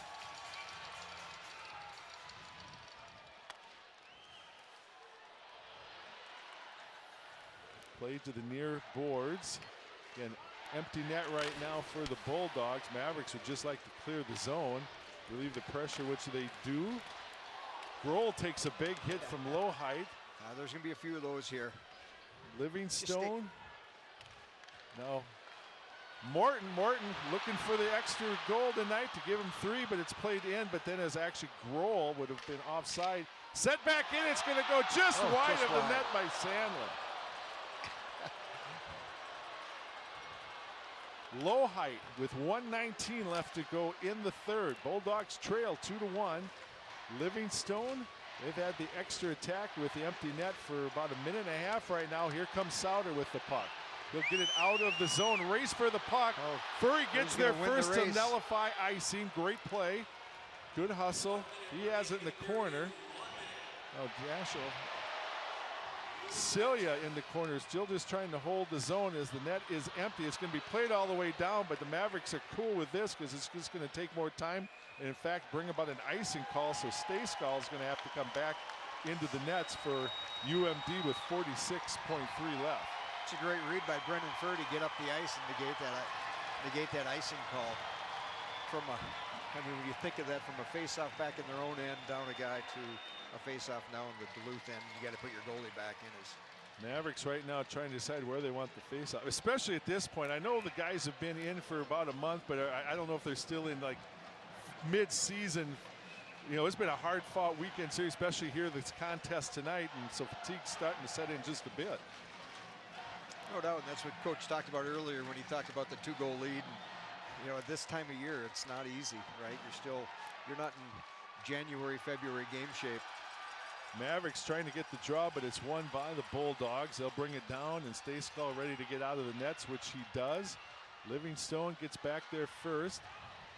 Still in the corner, flipped out to center ice. Sandlin trying to get there, played back by Biondi. 30 seconds left in the game. Almost caromed off the boards in the net, but Olsen got there first. Strong play by Livingstone down there in his own end. James to the far side for Olsen. Somebody's lost a stick on the ice, and I can't tell. It's one of the Mavericks. Livingstone, yeah, without a stick. Picked up and sent down by Hiroshi. Another race for the puck as Sandlin gets there, but not ahead of Kaiser, so it'll be an icing call. Clock is still rolling, so they're going to have to go back and put more time up on the clock.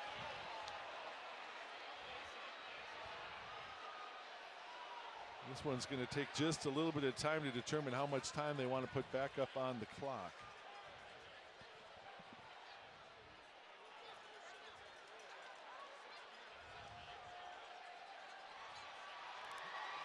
This is still talking it over.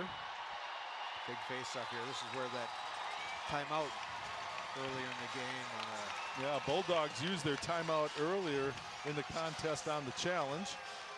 And the Mavericks obviously might want to think about it because even though it's an icing, they can take timeout and get exactly who they want in the center dot. I think the Bulldogs are appreciating the score clock running down and getting a little chance here to set something up and talk about it.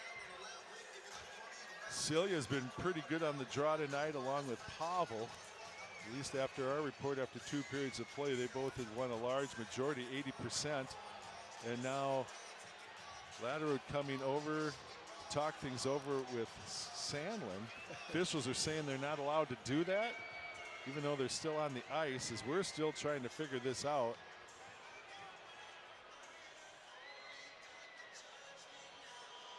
And I don't even know if things are synced up in terms of like a replay, if they can go to that to determine how much time is left on the clock. I'm not sure. That's 5.7 is what they're going to throw up there, and that's obviously a big difference from where it was at 1.8. I don't know if Sandlin and the Bulldog staff is pleased with that or not. Apparently not, because they're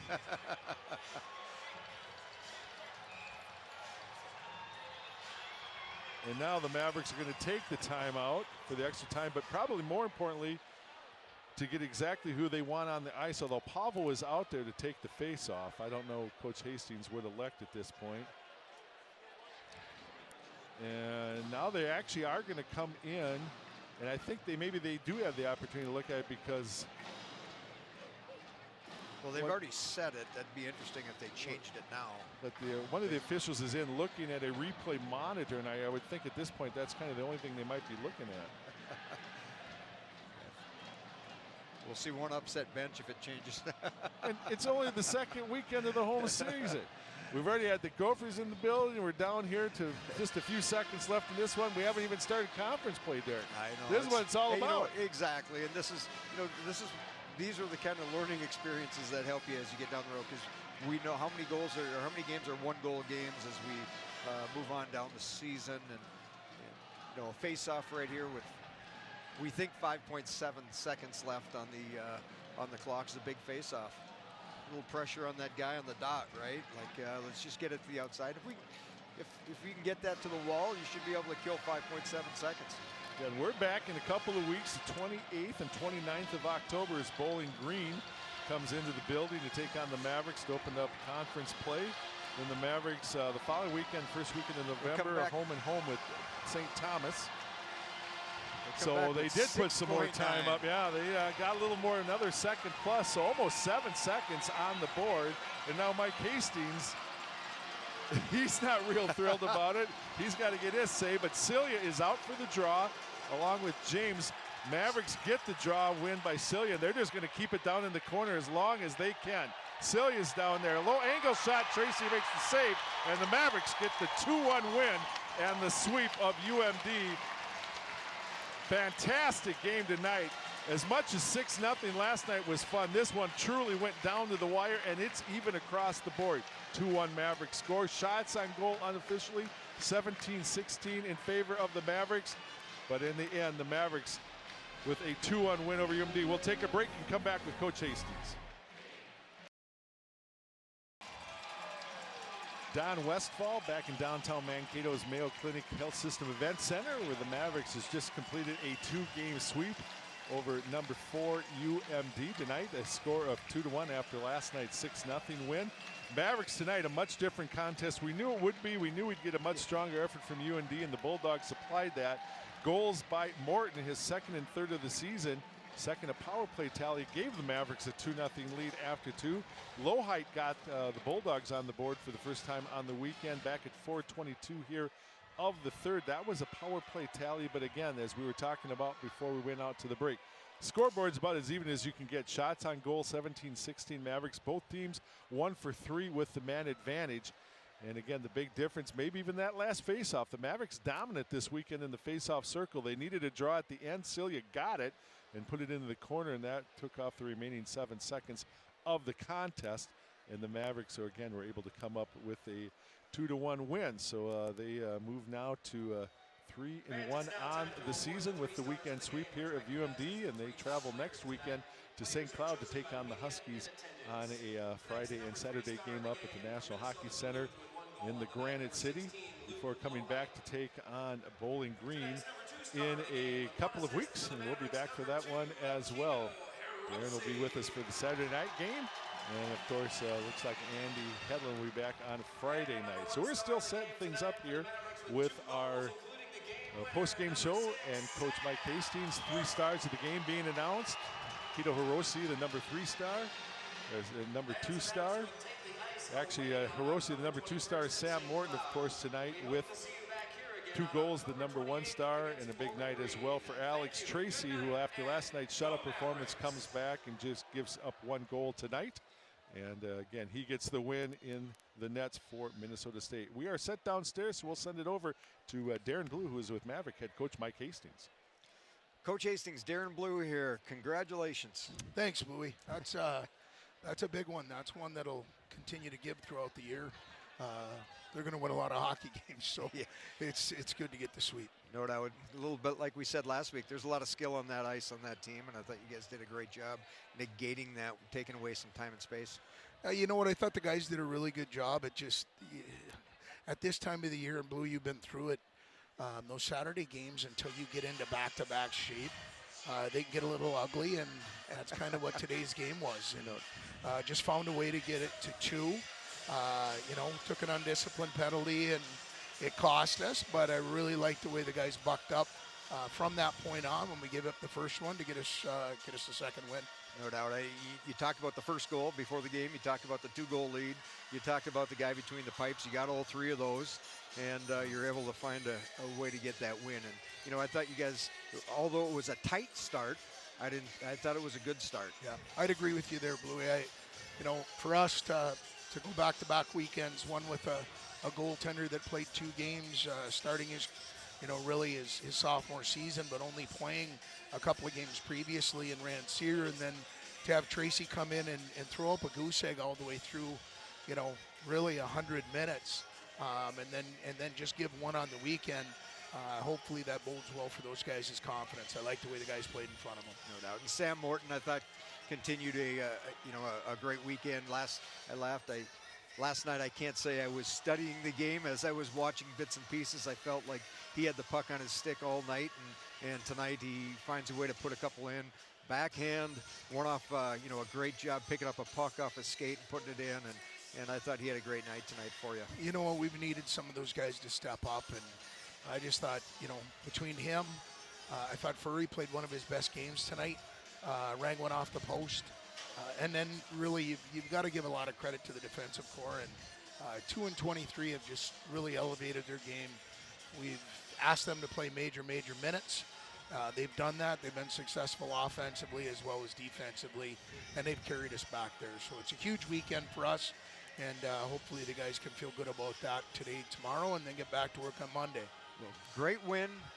Congratulations. Enjoy it. And best of luck preparing for another rough one, another tough one next week. Go on the road and face a good St. Cloud team next week. So congratulations, as we say. Enjoy them, and look forward to seeing you next week. Thanks a lot, Bluey. Take care. Thanks to all the people for coming out here and making this place as difficult as it is to have those visiting teams come and play. This is a pretty special place when we have it full, so we appreciate everybody that took the time to come and watch us play. Great point. Fun building. Thank you. All right, that's Maverick head coach Mike Hastings talking about the over 5,000 in the building tonight to see this one. And again, the Mavericks get the 2-1 win. We'll take a quick look at some of the highlights before we close out the broadcast. And again, a big night for Sam Morton.